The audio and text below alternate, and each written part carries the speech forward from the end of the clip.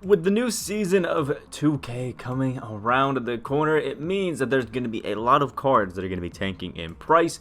And if you have some of these, you're going to be wanting to get out from under them before they go down. So if you find this video helpful or just nice to watch it all, hit that like button down below. Comment if you had any of these cards and any other ones you're going to be selling, as well as hit that subscribe button because we are on that road to 15K subscribers. Now, before we fully get into the video, we got a message from the sponsor of today's video.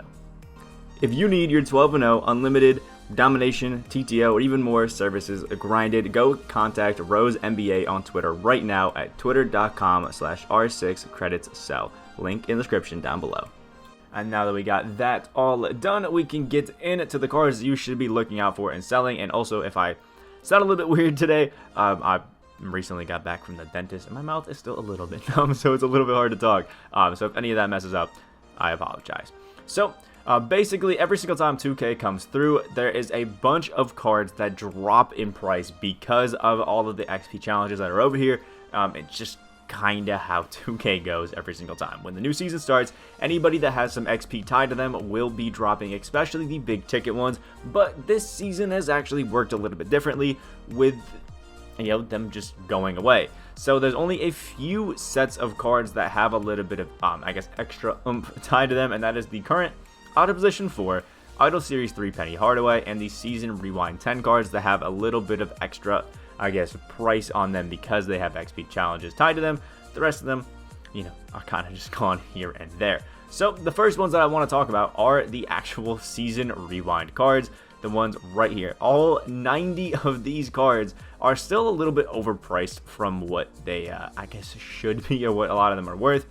So that includes, guys like the Malik Beasley, DeAndre Ayton, who's actually a little bit cheap, OG Anunoby, cards like that are still going for a little bit more than I think, fair value would be for them because there are certain challenges still tied to a lot of these. And the main one is all the way, I think, down in, it's one of these steps.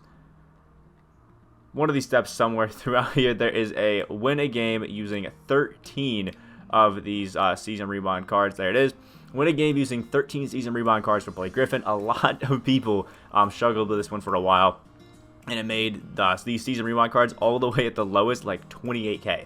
And it was absolutely a pain to go ahead and do this challenge. But it means that these are still a little bit overpriced compared to like the general, market. If you look at the, I'll just scroll through and look at Season Rewind. I think the cheapest now are like around 6K, which is pretty good. But a lot of these could be going a little bit lower. Which is nice. Bryn Forbes is really the only one that's cheap. Sometimes you can find a Bobby Portis in here and there.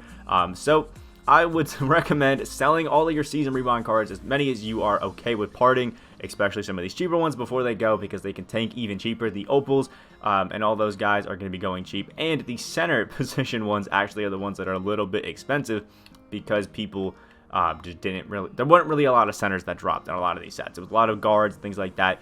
So the cheaper guys like a Mitchell Robinson still are going for around 10K MT because you need those two center positions to the challenge and all that sort of stuff. So Season Rewind cards, get rid of them, get out from under them. You don't want to be caught lacking.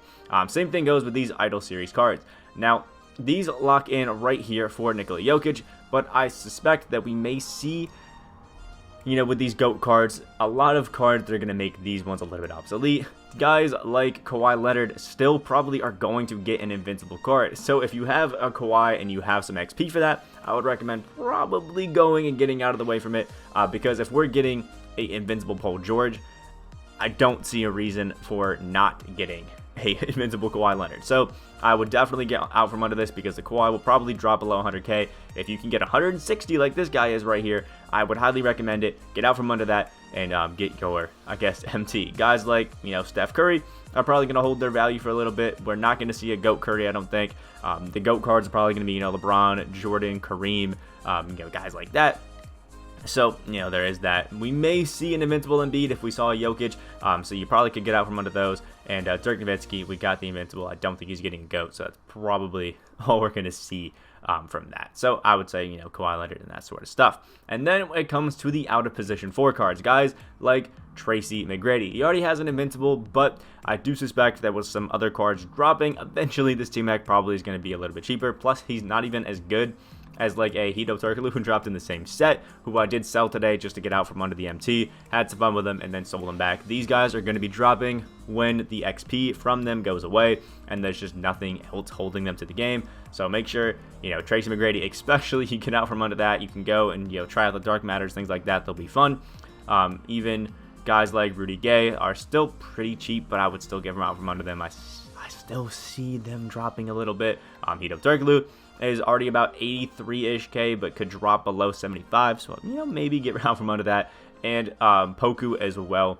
I don't know. Could drop a little bit, but he's a 7-footer, so you never know. But most cards, as time goes on, will be dropping a lot. Just for an example, the out of position 2 over here with these sets, actually it was probably 3. Yeah, Manute Bol originally was going for like 50-ish K when he first dropped, and now you see you can pick up ones for like 20-ish K or below. There's one for 17K right there. So all cards eventually can be dropping. We're going to get another Domination with a reward Vince Carter. There's going to be a lot of free cards in that are eventually going to tank the price of a lot of these other ones. So make sure, I guess you're at least preparing around some of these.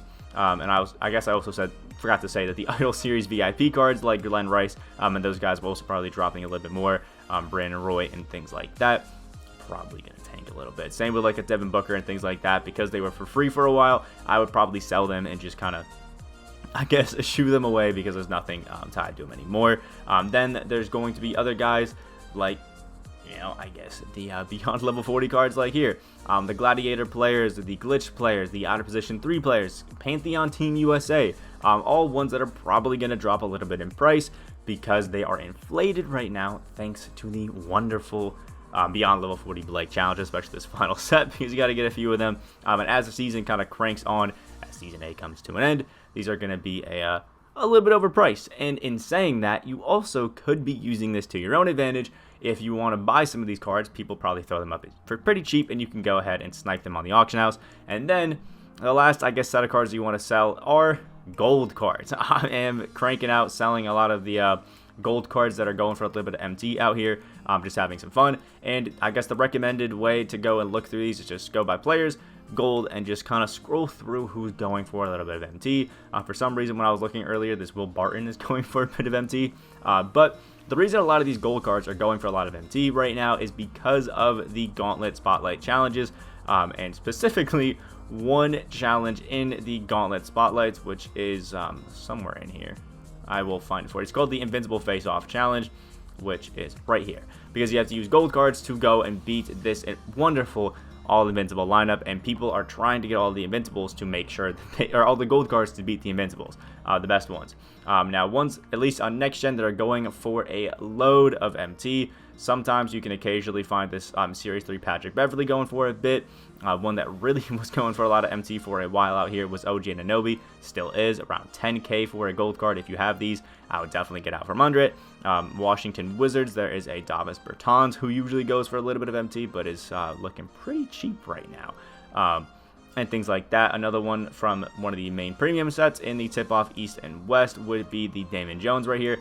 This card is always going for a few thousand MT because he's got a jump shot 4 quick release. A lot of people have diamond shoes on him, and he has a bunch of gold badges to really help him out and have some fun with it. So anybody that you personally use maybe to beat the Invincible Face-Off Challenge, or people you were thinking about using, really are going to go for a lot of MT here. And other guys that I'm remembering right now that are going for a bit is, if I can find them throughout here, Bull. If you have either version of the Silver Bull, these cards are going for like 4K MT for a silver card, which is kind of crazy, especially if you have a diamond shoe. There's some people who are throwing, look, you can see Diamond Kobe Grinches on here to boost up his speed and things like that, which is just wild. But if you have some of these cards, people are trying to buy them to beat that challenge and really, I guess, boost up some of their stuff. So make sure you go through, just like I was telling you earlier, players, gold, and just slowly search through, find an auction house, and just see who's going for a bit of MT and get out from on those, because I do suspect whenever we get that new Domination in Season 9,